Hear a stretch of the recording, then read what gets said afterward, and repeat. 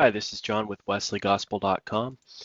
Today I'm going to talk about um, skeptics and debunkers, people who like to try to debunk every single supernatural experience that's mentioned, every single miracle that's claimed. And I've been watching, I've seen every Unsolved Mysteries episode there is, and including all the paranormally themed ones.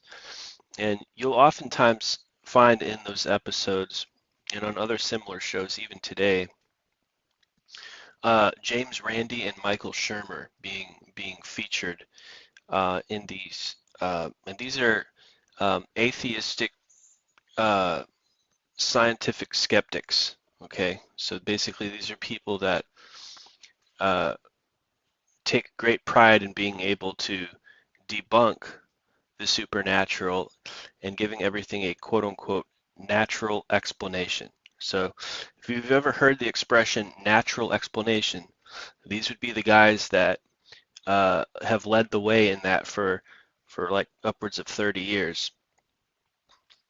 And so every single time a person has a dream, a vision, hears a voice, it's naturally explained away as a hallucination. In other words, a brain produced thing that was not created by spirits. Every single time a physical healing happens um, because of prayer or some other supernatural experience, that is naturally explained away um, by medical doctors as a spontaneous remission, which is admitting that the miracle happened, but we're not going to use miracle because we don't believe in spirits, which is, yeah, it gets more ridiculous.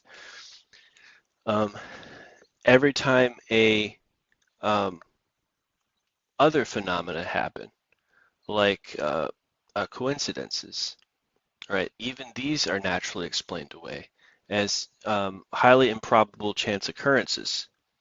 And so the word coincidence has been desupernaturalized. In fact, most people don't like to, they like to call them signs from God only because the word coincidence has been, oh, it's only a coincidence. Oftentimes, like when people use the phrase, oh, it was just a dream, right? Why do they say, oh, it was just a dream? Why do they say, oh, it's just a coincidence? Because these people are taking a natural explanation view of dreams and signs. The idea that dreams don't have divine revelation packed into them. The idea that signs are not supernaturally caused by forces above mankind to communicate messages.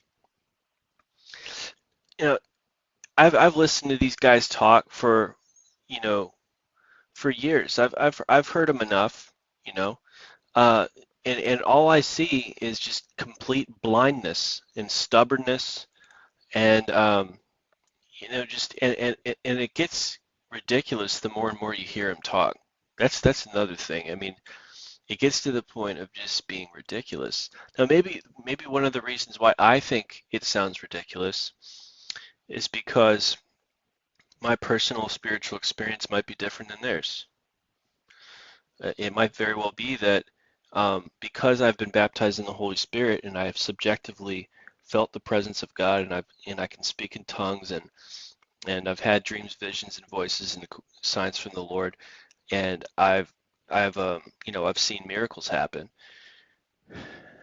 Maybe it's just that I have a different point of view about the world than them. I have a supernatural worldview, they don't. And so the experience element is the differentiator. And so if they were to hear me talk about supernatural theology, they'd be sitting there squinting, saying that I sound ridiculous. Um, but I think that the element of what is ridiculous comes in because one person has experience with spiritual experience and the other one doesn't.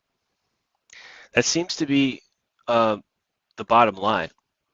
Um, and it is true, as we've said with parapsychology,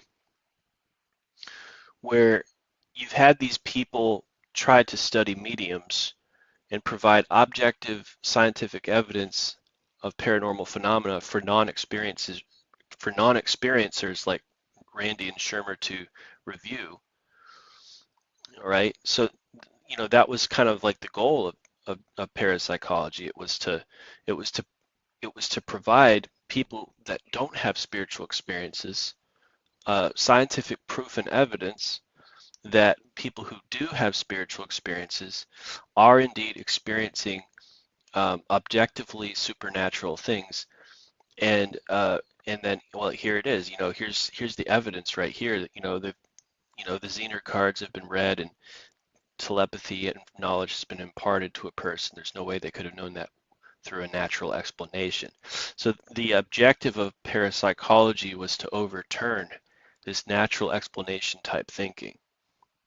But it wasn't very successful, at least with J.B. Ryan and extrasensory perception experiments. It wasn't successful because it wasn't repeatable.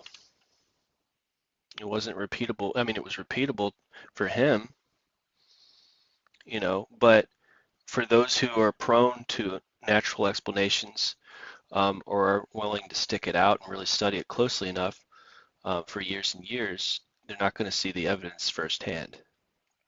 So you really have to end up being like a person like Freud or a person like William James, and studying that kind of stuff for years and years and years and seeing firsthand evidence of supernatural experiences to start to change your worldview. Of course, in their case, they were studying mediums, and that I would never recommend that. I would recommend becoming a Pentecostal and being around Pentecostals for years and years to start seeing evidence of the supernatural. But I think that this is an issue of worldviews. It's an issue of perspectives created by experience or non-experience. I mean, a person has a vision and sees a vision, but the other one doesn't. So that means it's not a spirit. This just doesn't make sense. Like when you hear them talk, it kind of sounds ridiculous. If from a spiritual point of view, if you are coming from a spiritual point of view, listening to them say the things that they do, like somebody's healed from cancer. Oh, well, that's not a healing. That's just a spontaneous remission. Like, I mean, it gets illogical. What would they say about a levitation testimony? Well, they would probably say it was just a lie, right? So they've always got these deflections, right? And Romans 1 says that they suppress the truth in unrighteousness. And I think that's an example of it. It's always leaning on this miracle rejecting, spirit world rejecting perspective, and you can just say whatever kind of thing that you can come up with at the moment. It's just an attitude of deflection. Not to say that charismatics shouldn't be reasonable, but there is a trans-rational or a super-rational element with the supernatural, and I don't think it's possible to convert a person like this unless they actually have the direct experience themselves of the Spirit. And how will they if they never pray? That's the thing, because a lot of these things stem from prayer. And so as long as they stop praying, as long as they stay committed to giving a natural explanation for every spiritual experience, calling it a hallucination or just a coincidence or just a dream or a spontaneous remission or whatever, there's no way you can win with these guys. They're stubborn. They've got their mind made up. Don't confuse me with the facts. This is the sort of thing. And that's what I've seen. That's my observation. There's nothing scientific about it. It's the ideology of metaphysical materialism, naturalism, whatever you want to call it. There's nothing scientific about it other than that this is the predominating ideology that exists about metaphysics within the scientific community. But there's nothing like actually evidentialist to support that. Now, it is true that these guys tend to highlight frauds and hoaxes and scams. And that's true. And then they'll color that and say that all supernatural events must be this way. And they'll say, well, yeah, there's frauds and scams out there. Jesus said, beware of false prophets in Matthew 7. But he himself being the Son of God, was a prophet. He's not saying beware of all prophets. He was saying beware of the false ones. Um, and so what the naturalist explanation people will do, and you often find this in cessationist Baptist thinking as well, is they just blow it all off. And even calling a Holy Spirit miracle demonic is almost a natural explanation in a way. Some Pentecostal has a Holy Spirit miracle happen to them, and then the Baptist guy says, "Oh, that's just demonic," and looks the other way. Well, that even though that sounds like he believes in the supernatural, it's almost just like a religious form of the same thing. It's almost like they're just giving it a natural explanation and looking the other way. Or they'll say, "Oh, that's just New Age." Who really knows about these things? That's natural explanation type thinking. Even though they're saying, "Oh, it's demonic. Oh, it's New Age. Whatever."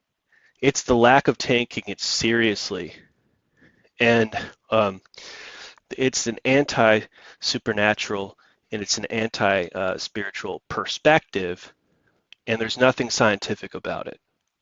Other than that, when they try to investigate claims of miracles that prove to be hoaxes, that is scientific because you can find the methods and means and mechanisms of the hoaxers.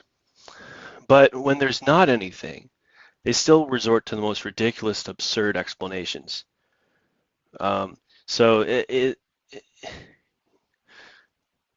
all I gotta say is, if you really, really are wanting to learn more about this, read James Randi's book, The Faith Healers, and you'll get a picture of what I'm talking about, how ridiculous it is. And then, read a Catherine Coleman book afterwards and compare. You'll see that one of them is blind and one of them sees, and one of them is coming at it from a very biased point of view without any experience, and the other one has experience and only wishes that the other one could see what they see. God bless you out there. This is John with wesleygospel.com.